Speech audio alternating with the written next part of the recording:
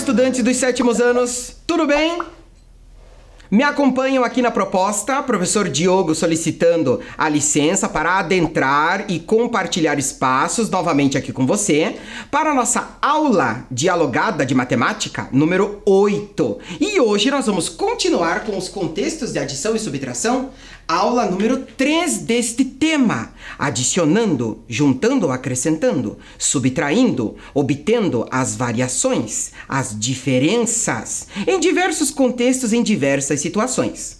Na proposta de hoje, você vai verificar que muitas das discussões que nós já tivemos até então, nós iremos retomar, aperfeiçoando esses conceitos, né? E aplicando as ideias da operação da adição e da subtração no desenvolvimento das propostas que serão solicitadas para nós hoje. Veja só, quais são os objetivos da proposta de hoje?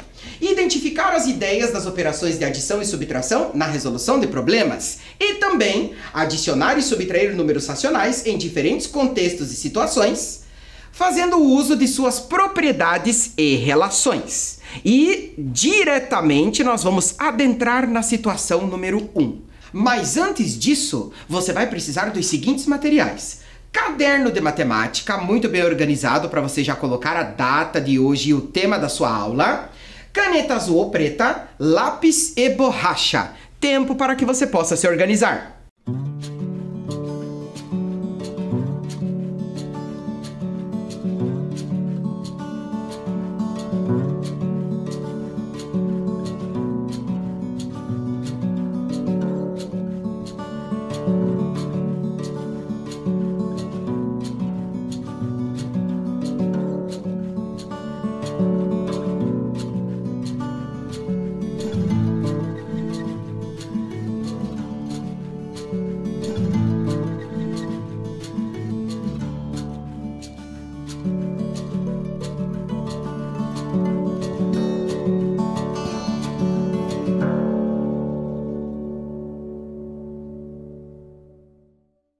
Adentrando agora na situação que nós já tínhamos destacado antes de você organizar o seu material, acompanhe comigo aqui. Veja, Paulo gastou 2/7 de seu salário no pagamento de água e luz e meio no supermercado.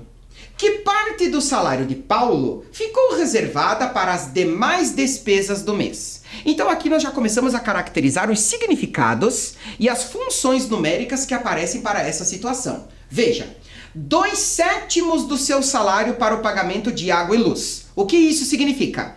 Que seu salário foi dividido em 7 partes e 2 dessas partes foi para pagar água e luz, tá? Meio do mesmo salário foi gasto no supermercado. Ou seja, o salário foi dividido em 2 partes e uma delas foi para pagar a compra no supermercado. Mas daí nós já começamos a nos questionar.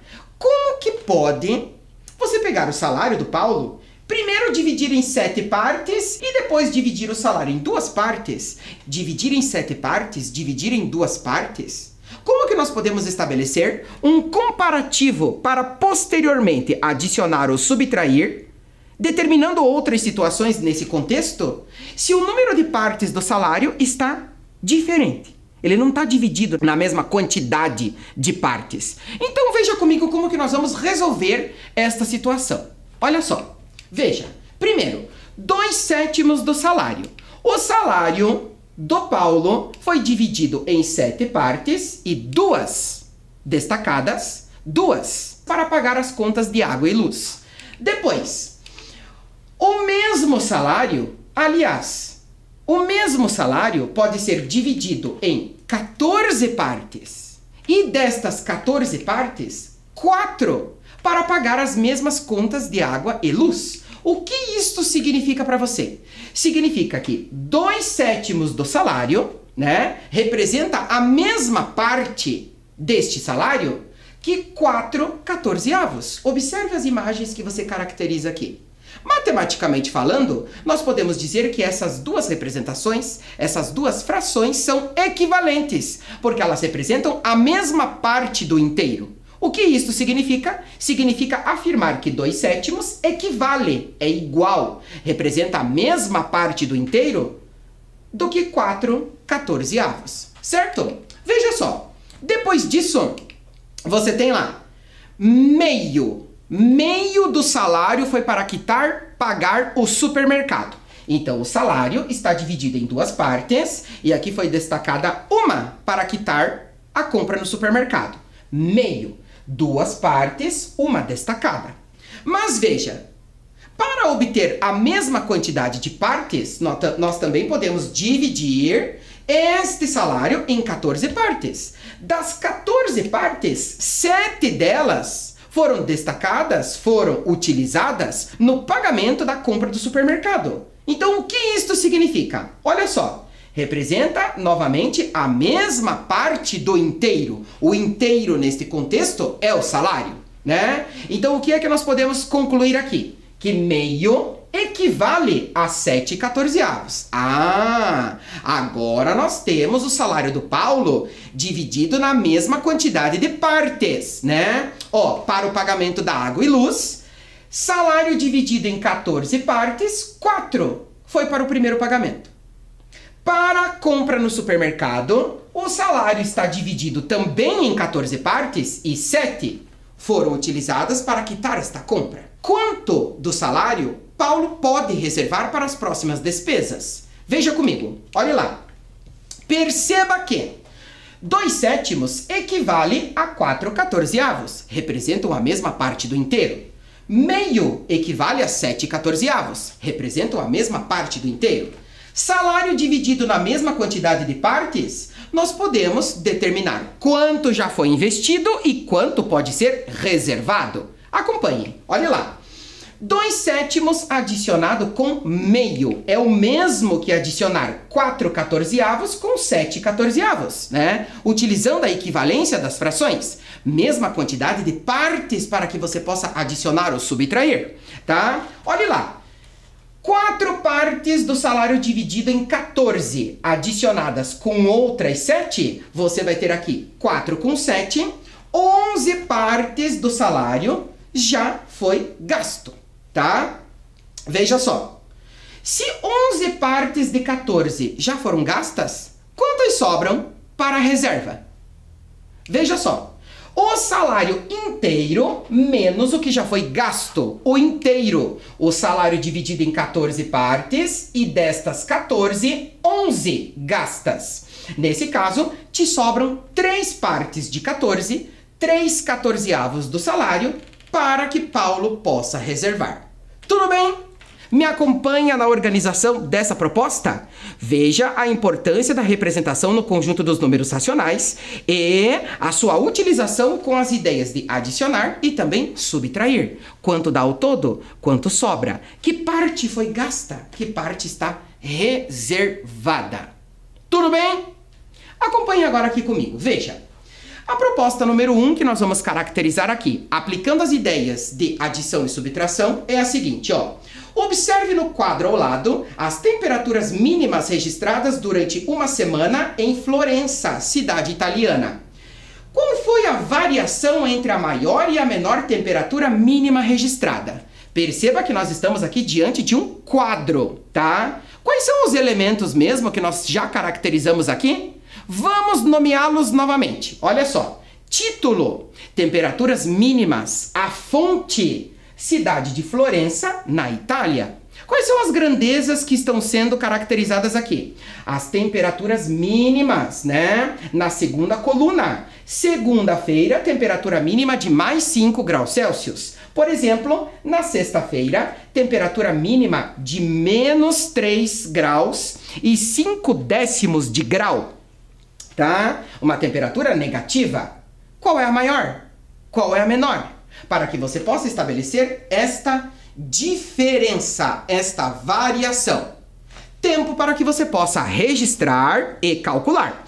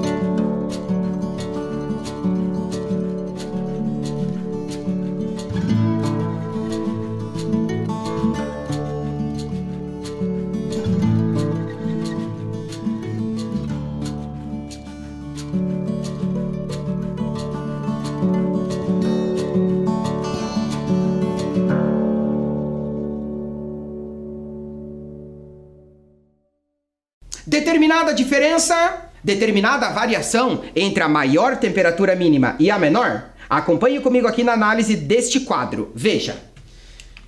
Maior temperatura mínima no quadro. Ela ocorreu no domingo, mais 6 graus e 5 décimos de grau, né? E a menor temperatura mínima, menos 4 graus Celsius. E esta temperatura ocorreu na quinta-feira. Variação. Diferença é a maior menos a menor. Veja só, maior menos a menor, o que a gente tem lá? Uma subtração com números racionais. Vamos retomar aqui esse significado que nós já discutimos anteriormente. Ó, mantemos o primeiro como está, adicionando ao oposto do segundo. Oposto de menos 4, você vai ter lá mais 4. Adicionando 6 inteiros e meio com 4, você vai ter aqui 10 inteiros e meio, ou seja, 10 graus e 5 décimos de grau. Esta é a variação da maior temperatura mínima para a menor temperatura mínima desta situação. Tudo bem? Tudo certo? Acompanhe comigo a próxima, veja. Fábio e Camila gostam de jogar dardos. Eles combinaram que cada jogador deve atirar 3 dardos, cuja pontuação está expressa no gráfico ao lado. Perceba que esta característica de gráfico aqui é um gráfico de barras. Olha aqui a origem, que é o seu ponto de referência para marcação da pontuação negativa, antes do zero, e marcação da pontuação positiva, após o zero, né? Veja, representado da cor lilás está Camila, representada da cor azul está Fábio. Nós temos aqui tanto acertos em pontuações positivas, quanto acertos em pontuação negativas de cada dardo lançado pelos jogadores.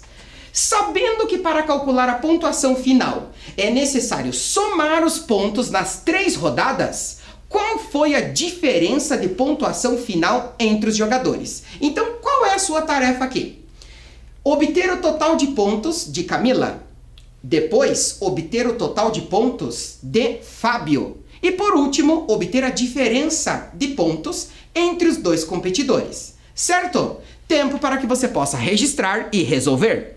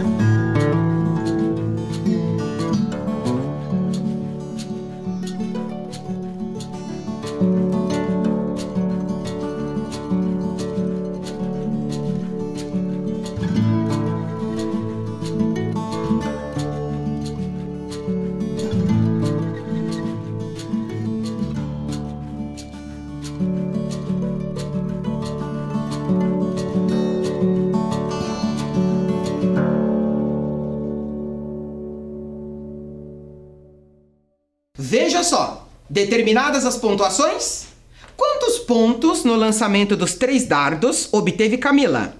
Quantos pontos no lançamento dos 3 dardos obteve Fábio? Acompanhe comigo aqui, veja, olha lá. O mesmo gráfico e nós já podemos caracterizar os elementos dele para que a gente compreenda bem esta situação. Título do gráfico, pontos obtidos no jogo de dardos. Fonte, dados obtidos por Camila e Fábio, os 2 competidores do lançamento dos dardos, né? Quais são as grandezas? O que está sendo contado ou medido aqui? As pontuações de cada dardo. Tanto as pontuações negativas quanto as pontuações positivas. Observe. Vamos estabelecer a contagem de pontos de cada competidor. Olha lá. Pontuação de Fábio, caracterizado por barras azuis no teu gráfico. Primeiro lançamento. Pontuação, menos 3. Segundo lançamento, pontuação 3. Perceba que menos 3 e 3 são números opostos ou simétricos. Apresentam a mesma distância em relação à origem. Qual será o saldo de pontos quando você tem números opostos ou simétricos? Né? E aqui, terceira rodada. Você vai ter aqui, terceira marcação de pontos para o Fábio, 6. Olha só a escrita. Se nós temos aqui menos 3 mais 3 na operação da adição, isso te dá um total nulo. Ou seja, a pontuação de Fábio, 6 pontos, positivo. E Camila? Camila está representada aqui pela cor lilás, barras lilazes. Perceba que na primeira rodada, Camila não pontua. Pontuação 0. Na segunda rodada, pontuação dela 6. E na terceira rodada, menos 9. E aí, você obteve um saldo de pontos positivo ou negativo para a Camila? Acompanhe comigo aqui. Ó, 0 na primeira rodada, 6 pontos obtidos na segunda e menos 9, ou seja, 9 pontos descontados na terceira.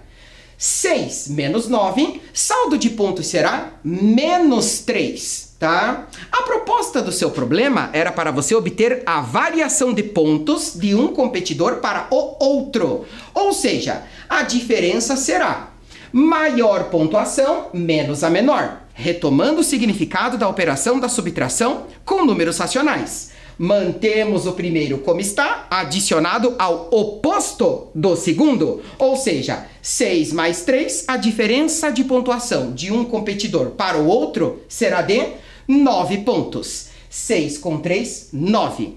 Tudo bem? Tudo certo? Me acompanha aqui? Seguimos para a próxima situação. Veja. Temos aqui um modelo de extrato bancário.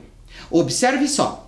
O nome do banco, né? A data que esse extrato foi impresso, a hora, né? O número da agência, o número da conta, né? E aqui todo o histórico de movimentações financeiras. Perceba a aplicação dos números positivos e negativos quando há depósitos, né? Quando há bonificações, quando há acréscimos de valores na conta bancária ou quando há débitos, né? Investimentos, gastos, descontos, representado pelos números negativos que nós temos aqui, tá? Observe na leitura do teu extrato todas as funções. Um exemplo simples. No dia 5 de agosto, depósito em cheque. O número do documento e foi depositado na conta de Daniele, tá? R$ 560. Mas no dia 7 de agosto, ela realizou uma compra com o cartão. A compra com o cartão, o código da operação bancária, o número da operação bancária, e esta compra foi debitado da conta dela R$ 60,39. Assim se sucedem todas as operações, conforme ela foi movimentando, utilizando o montante que ela tinha na conta bancária dela, certo? Então acompanhe comigo a leitura que nós temos aqui. Veja, a figura ao lado representa um extrato bancário da conta de Daniele em um certo dia. Sabendo que foi debitada uma fatura de R$ 230,35 no dia 16 de setembro, opa, preste atenção. Os dados do extrato bancário que aparecem aqui, o último registrado é no dia 15. Então o seu enunciado já está informando uma movimentação bancária que aconteceu no dia posterior, né? Então observe o saldo que nós vamos ter aqui. Lá no final do dia 15, R$ 143,11. Se é positivo, significa que ela tem na conta. Debitados os R$ 230,35 no dia 16 de setembro, determine o novo saldo após esta operação bancária. E agora? Qual é a operação que você vai ter que utilizar? Será um saldo positivo? Será um saldo negativo? Determina para nós. Tempo para você.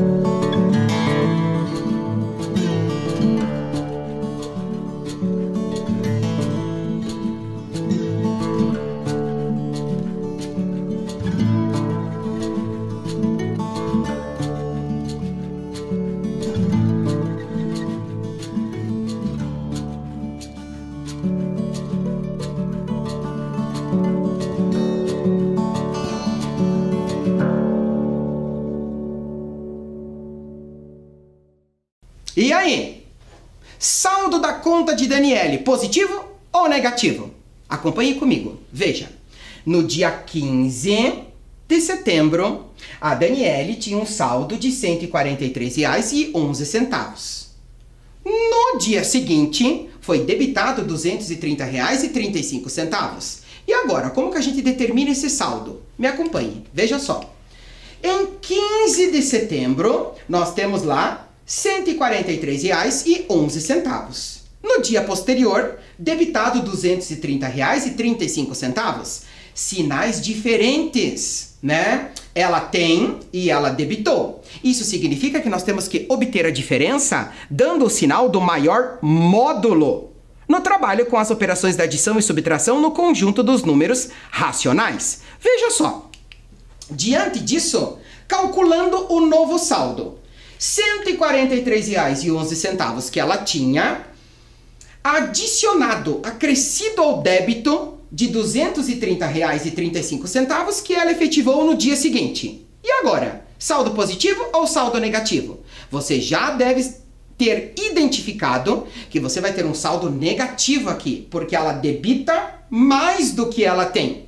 Mas debita quanto? R$ 230,35.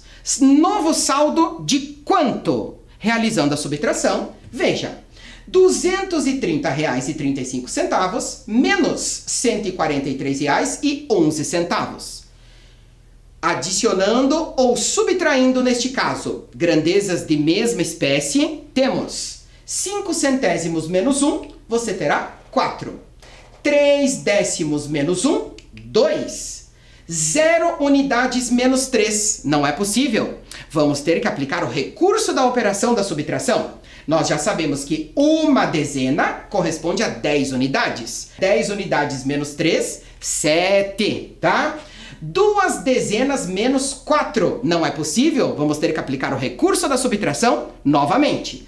Uma centena corresponde a 10 dezenas. Juntando com as duas que nós tínhamos lá, 12 menos 4, 8. E aqui, uma centena menos uma, 0.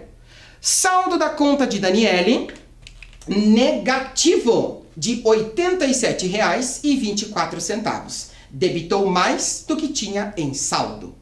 Tudo bem? Me acompanha neste cálculo? Seguindo para a próxima proposta no trabalho de aplicação e contextos no conjunto dos números racionais. Veja. O gráfico a seguir indica a variação de temperatura média de uma cidade em cada dia de uma determinada semana. Olha o título, variação de temperatura média. Olha a fonte, é a cidade de onde essas temperaturas foram registradas, coletadas. Acompanhe comigo. No dia 1, mais 2 graus Celsius. No dia 2, menos 1 grau Celsius. No dia 3, menos 1. No dia 4, menos 2. No dia 5, 1. No dia 6, menos 3. E no dia 7, menos 1. Neste caso, acompanhe-me. Se a temperatura média nessa cidade no dia anterior ao dia 1 foi de 5 graus Celsius, qual a temperatura média registrada no dia 7? Então, veja, antes do primeiro dia de registro, tínhamos 5 graus Celsius. Aumenta 2, diminui 1, diminui 1, diminui 2, aumenta 1, diminui 3 e diminui 1. Qual será a variação de temperatura após todos estes aumentos e estas quedas? Calcula para nós. Tempo para você.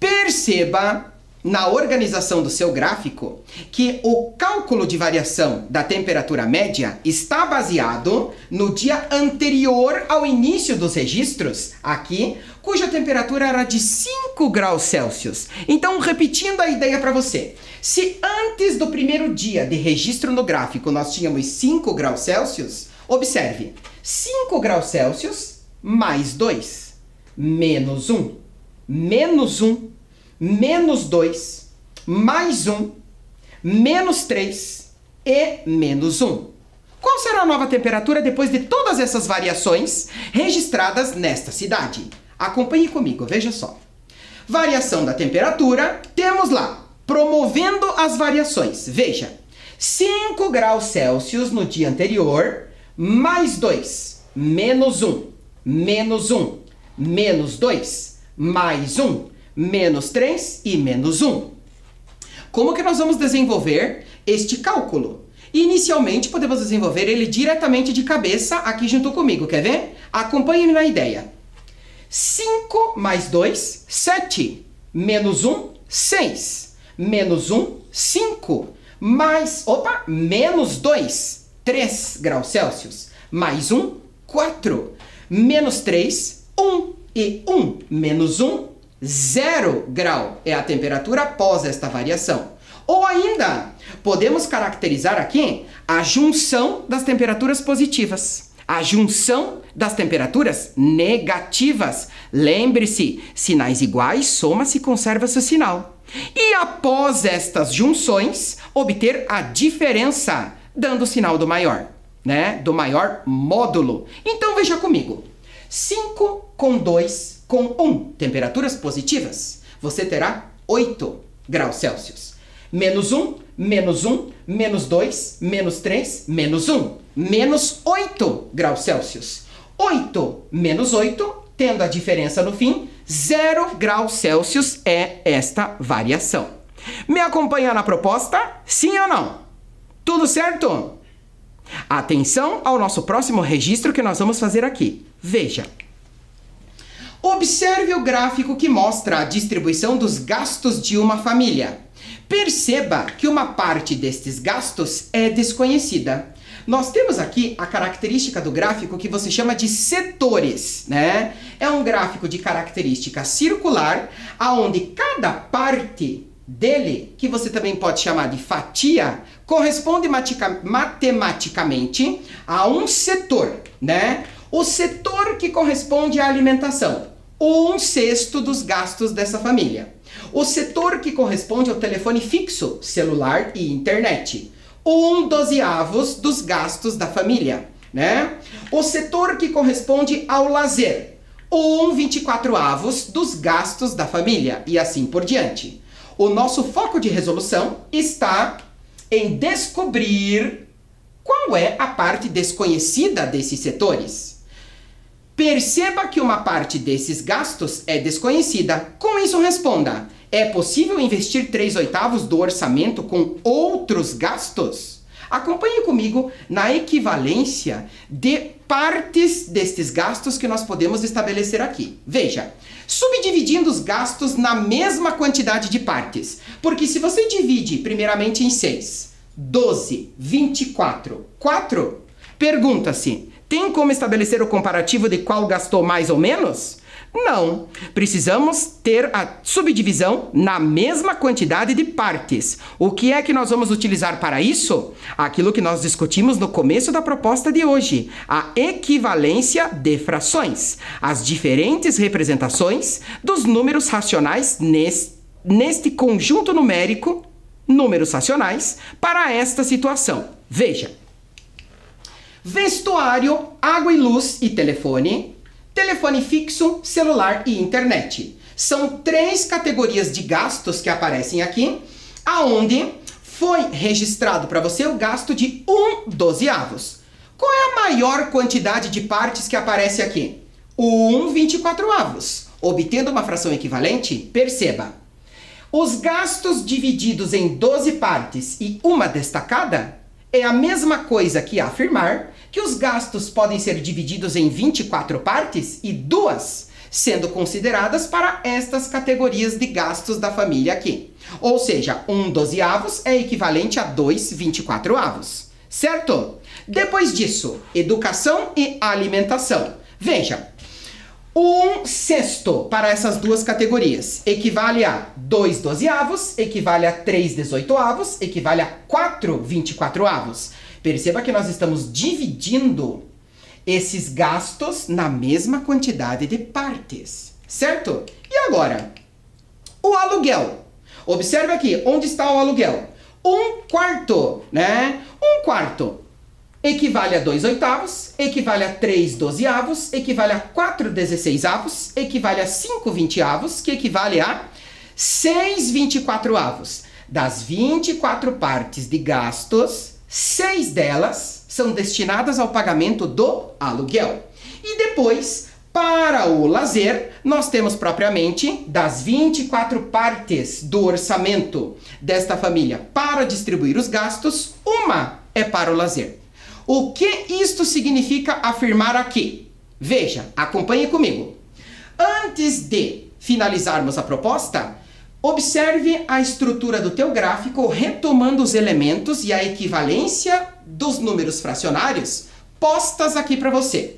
Título, distribuição dos gastos de uma família. Fonte, orçamento da família, né? Veja, aqui nós temos um gráfico de setores com as categorias alimentação, telefone fixo, celular e internet, outros, vestuário, água e luz, aluguel, lazer e educação. Perceba, 1/6 equivale a 4/24. 1/12 equivale a 2/24. Agora sim, utilizando a equivalência das frações, tudo subdividido na mesma quantidade de partes. Então veja, adicionando os gastos, você tem lá uma parte de 24, com 2, com 4, com 4, com 2, com 2 e com 6. Adicionando todas elas, exceto aquela que você quer saber porque você vai descobrir agora, tá? Veja, 21 partes de 24 corresponde aos gastos da família. Se esses gastos estão divididos em 24 partes e nós já temos aqui a amostra de 21, quantas partes destas 24 correspondem à parte da categoria de outros? São 3, né? Olha lá. Do orçamento dividido em 24 partes, 21 partes já foram gastas. Sobram 3 partes para a categoria outros gastos. Tudo bem? Mas não é isso que o nosso problema deseja saber. Olha a pergunta. É possível investir 3/8 do orçamento com outros gastos? Perceba, 3/8. Nós precisamos equivaler a fração 3/8 na mesma quantidade de partes, ou seja, 24. Vamos realizar esse registro agora no caderno. Tempo para você.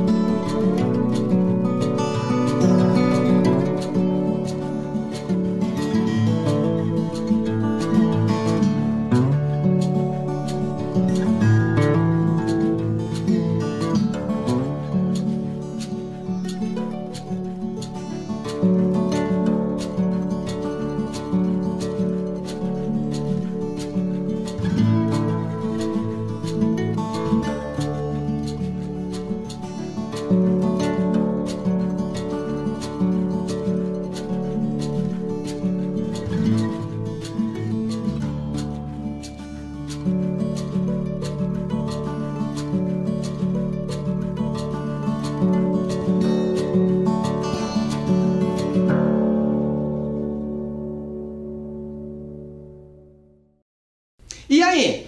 Realizou a equivalência das frações? Observe. 21 24avos, ou seja, 21 das 24 partes do orçamento já foi os gastos dessa família. Para a categoria outros, será que 3/8 são suficientes? Observe, 3/8 equivale a 6/16avos, que equivale a 9/24avos, ou seja, será que são suficientes e é possível investir 9 partes de 24? Perceba, já foram investidas 21 de 24. Será que você pode investir outras 9 das mesmas 24? Sim ou não? Acompanhe comigo. Veja. Perceba que só se tem 3 partes de 24 para esta categoria. Então, qual é a conclusão que a gente obtém aqui? Veja. Logo, total de gastos menos aquilo que já foi investido, junto com a parte do orçamento que nós estamos analisando se é possível ou não investir. Veja, substituindo a fração 3/8 pela sua fração equivalente na mesma quantidade de partes, olha o total de gastos aparecendo aqui. 21 24avos somados com 9 24avos. Isto tudo descontado do total de gastos que corresponde a 24 partes. Nesse caso, 24 partes das 24 menos 30. 24 menos 30, te faltam 6 partes ainda. Então a pergunta é possível? Faltam 6 partes e não é possível este investimento, né? A família está elaborando uma situação de investir mais do que aquilo que ela pode. Por isso que você obtém um número negativo aqui em seu contexto. Certo? Tudo bem? Me acompanha nesta organização? Compreende a operação da adição e da subtração aplicada na equivalência das frações e contextos de parte de um inteiro? Certo? Veja só. Hoje, nós caracterizamos novamente as ideias das operações de adição e subtração com números racionais, em diferentes contextos, na resolução de problemas. Muito obrigado pela atenção de todos. Capriche, estude e dedique-se. Até a próxima! Cuidem-se, preservem-se, previnam-se. Até lá! Tchau!